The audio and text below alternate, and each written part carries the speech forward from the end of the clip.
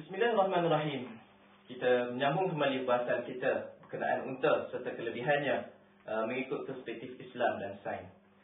Jika kita lihat ayat yang kita bacakan tadi dalam surah Al-Ghashiyah ayat yang ke-17, Allah datangkan bersama-sama ayat tersebut. Yang mana kita makruf sebentar tadi kita membaca A'udzubillahi minasyaitonirrajim. Afala yanzuruna ila al-ibli kaifa khuliqat. Dan ikuti selepasnya pula wa ila as-samaa'i kaifa rufi'at. Dan ayat yang selepasnya wa ila al-jibali kaifa nusibat. Dan seterusnya wa ila al-ardi kaifa sutihat. Jika kita melihat pada ayat-ayat yang didatangkan oleh Allah Subhanahu wa taala ini, Allah Taala ingin menjelaskan kepada kita bahwasanya mukjizat Al-Quran tersebut terdapat beberapa mukjizat dalam Quran, sehingga kan Allah mendatangkan 4 ayat tadi. Jika kita melihat pada ayat yang pertama, afala yanzuruna ilal ibili kaifa khuliqat. Ayat ini menceritakan tentang ilmu yang berkaitan dengan haiwan. Wa ilas samaa'i kaifa rufi'at. Ayat ini pula menjelaskan kepada kita tentang satu ayat yang menceritakan tentang ilmu falak, ilmu bintang. Wa ilal jibali kaifa nusibat. Ayat ini pula menjelaskan kepada kita tentang ilmu geografi. Yang mana sekarang ini ilmu geografi dianggap satu ilmu yang penting. Begitu juga wa ilal ardi kaifa sutihat.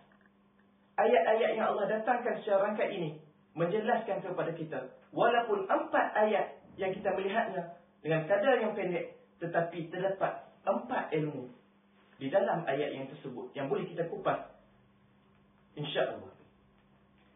Menurut ayat afala yanzuruna ilal ibili kaifa khuliqat ini, ayat yang berkenaan dengan unta ini, jika kita melihat pada Jami' al-Ahkam Quran menurut Imam Al-Qurtubi, beliau mendatangkan asbabun nuzul ataupun sebab-sebab diturunkan ayat ini adalah kerana menurut Sayyidina Qatadah, beliau berkata, lamma na'at Allah ma fil jannah adaba min dhalika ahli ad-dalalah fa anzala Allah afala yanzuruna ila al-ibli kaifa khuliqat. Maksudnya, ketika Allah Subhanahu wa taala mensifatkan segala kejadian dan keistimewaan dalam syurga, orang-orang kafir berasa heran dengan segala kejadian tersebut.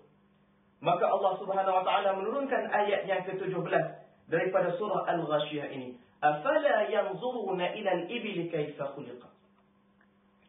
Sesungguhnya pada akhirat kelak akan dibahagikan manusia ini kepada 2 kumpulan. Kumpulan yang berasa senang dengan amalan mereka, mendapat keselamatan daripada Allah Subhanahu wa taala, dan golongan yang lain pula ialah golongan yang sengsara dengan azab Allah Subhanahu wa taala. Jadi golongan-golongan yang merasa azab Allah Subhanahu wa taala inilah apabila ditunjuk dengan segala nikmat oleh Allah Subhanahu wa taala dalam syurga, mereka berasa takjub. Maka Allah Taala berkata, afala yanzuruna ila al-ibli kaifa khuliqat. Kenapa kamu nak merasa takjub dengan syurga yang aku datangkan ini, sedangkan di dunia lagi aku mendatangkan segala pelbagai benda yang takjub, pelbagai benda yang ajaib, yang pelik, yang sepatutnya kamu berasa takjub dan kamu berfikir tentang kekuasaan aku. Inilah yang asbab nuzul yang didatangkan, yang menurut riwayat Sayyidina Qatadah ini.